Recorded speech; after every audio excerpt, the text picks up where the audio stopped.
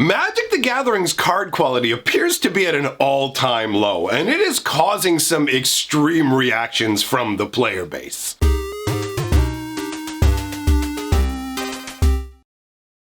Greetings, owners of fine luxury cardboard rectangles. This feels like the 100th time I'm trying to record this video, as all kinds of different things are cropping up to mess me up. So this will be the time we make it through. All right.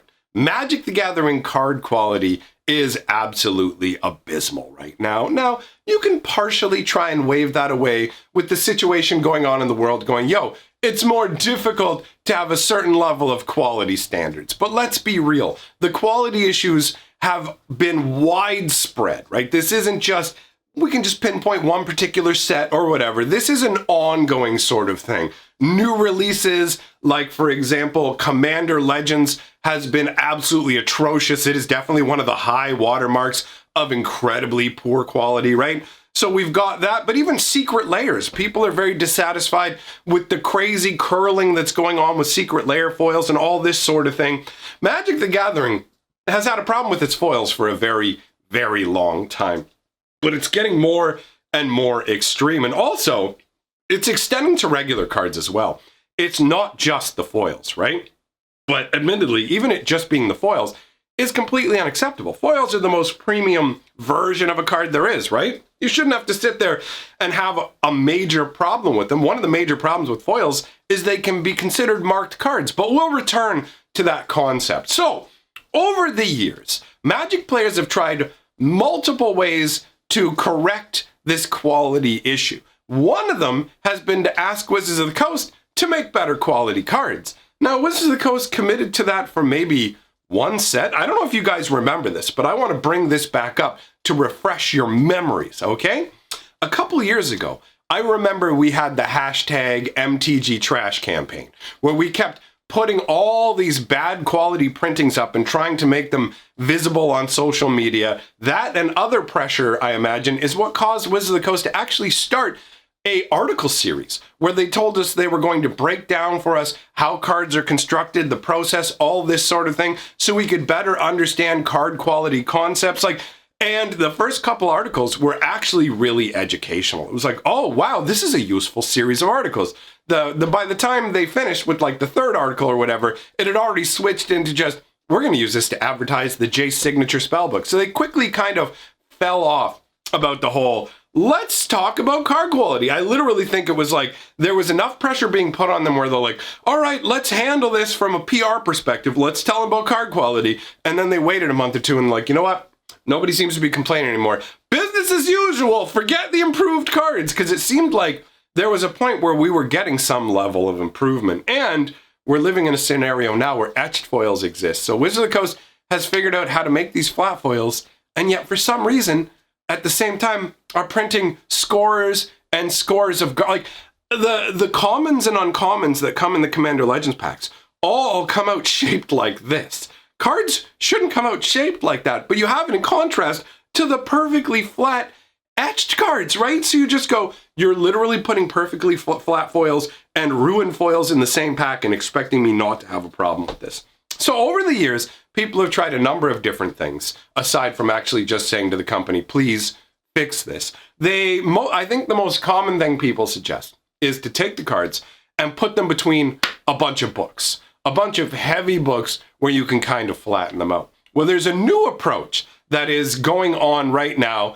There is a Reddit user who is by the name of Khaki Slurry, and they posted, now it might partially be a joke, but it actually just seems like reality as well, and there are other people chiming in, but they posted a picture of using a humidifier to try and get the right humidity level to get your foils to kind of flatten and uncurl.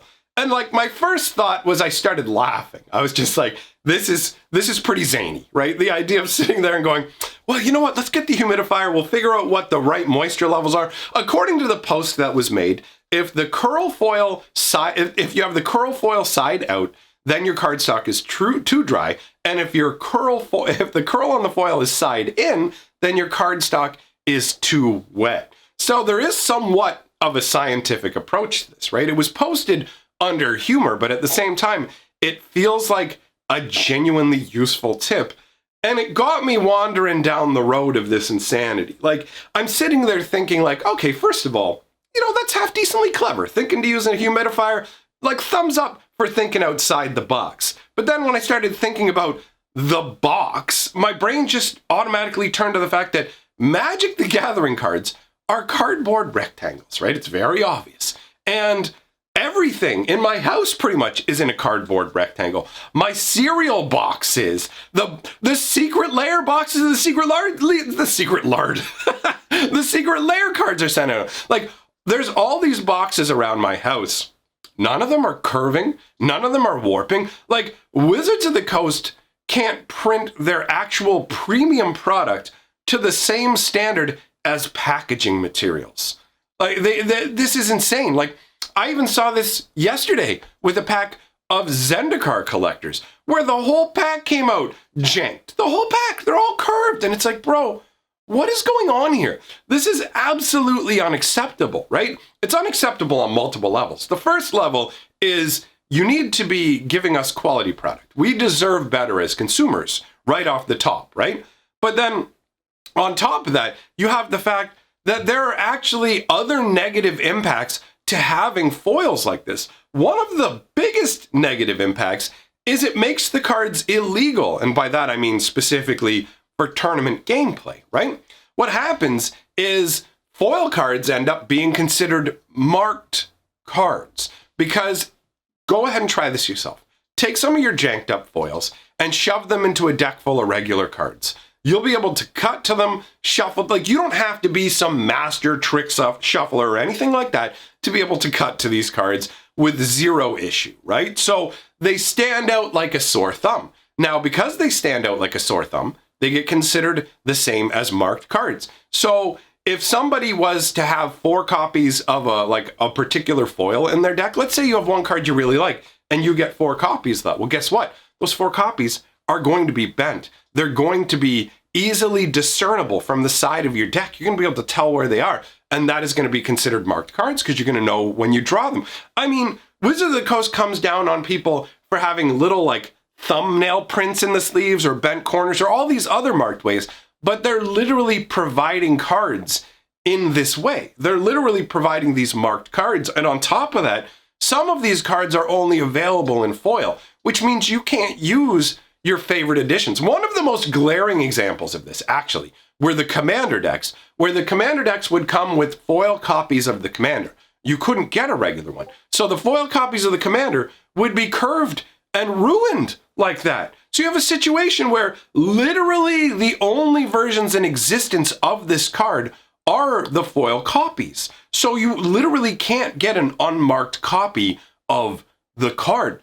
And here's where the insane stuff I was talking about before comes into play. There's a couple of different ways that you can fix this scenario, right? One of the ways you fix the scenario is the one we all hope for and ultimately aren't going to get. And that is to just have highly improved card stock, right? Like highly improved card quality, better printing standards to the point where we get old school level Magic quality. Because if you played Magic back in the day, do you know what I mean? And I don't just mean the first couple of years.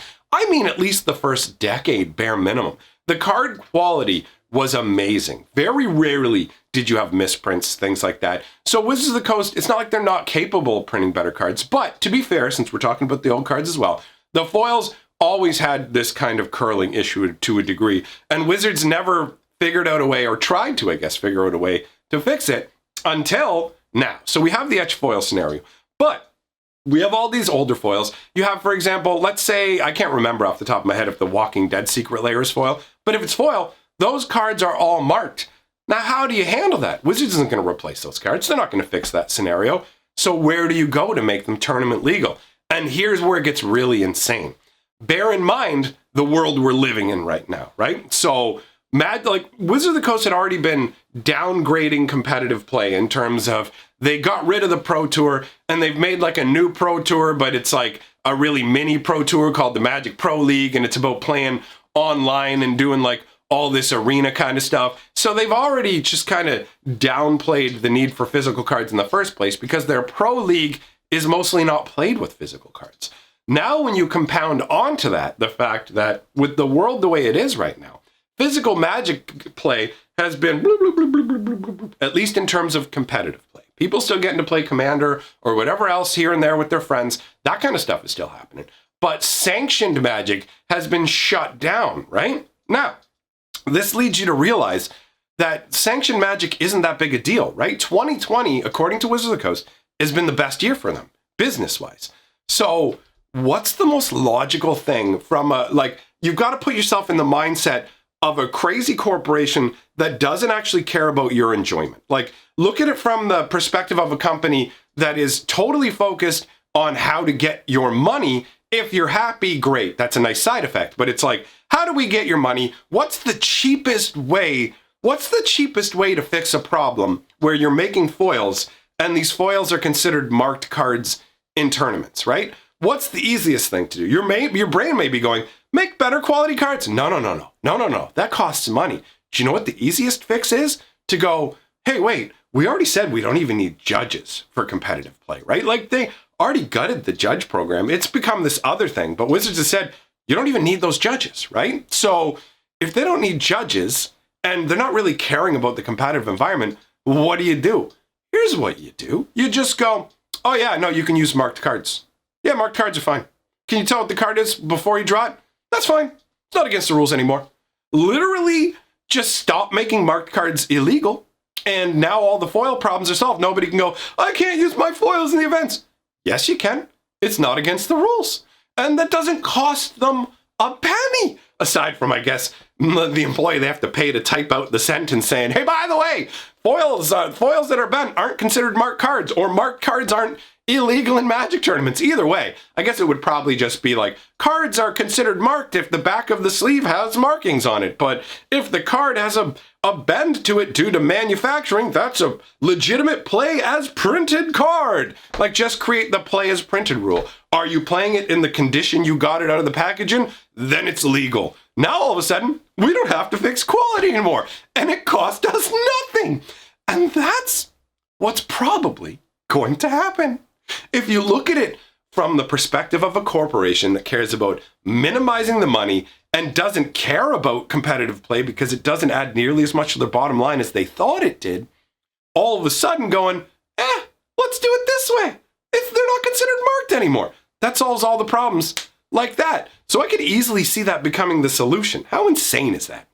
Anyways, let me know what you think about this in the comments below. I just thought it was funny people are going so far as to use humidifiers. Multiple. They're going back and forth talking about it here. Here's what you got to do. So that was enough to get my mind on the cardboard thing. And then when I started to think about the fact that my box of shreddies in the kitchen legitimately has like better quality than Magic Rectangle. Like, they expect you to spend $50, right? Plus shipping, customs, everything else to mail you like 4 cards. And they can't even make them as flat as my box of shreddies. How is that a thing? Like, the only reason that they do this is because they can get away with it, right? Like, people will keep buying. And even someone like me, dude, I'm aware of the card quality stuff. I find it insulting, but I'm not going anywhere. I like the game. I like the cards. I still want them. I wish it was better, but I accept the reality. So Wizards knows they have us kind of over the barrel, right? Because of how much we love the card game. And even if we don't, we leave. Magic the Gathering has a philosophy of the players are only going to be around for a couple of years. They're not trying to create... They're not looking for like marriage prospects where we're going to spend the rest of our lives together. They look at us as flings. And so they put the level of concern into it that you'd have for flings. So you kind of have to know that's their business model, and that's not going to change. But it is amazing to realize that ultimately the most logical thing from a corporate standpoint is to literally turn around and go, you know what?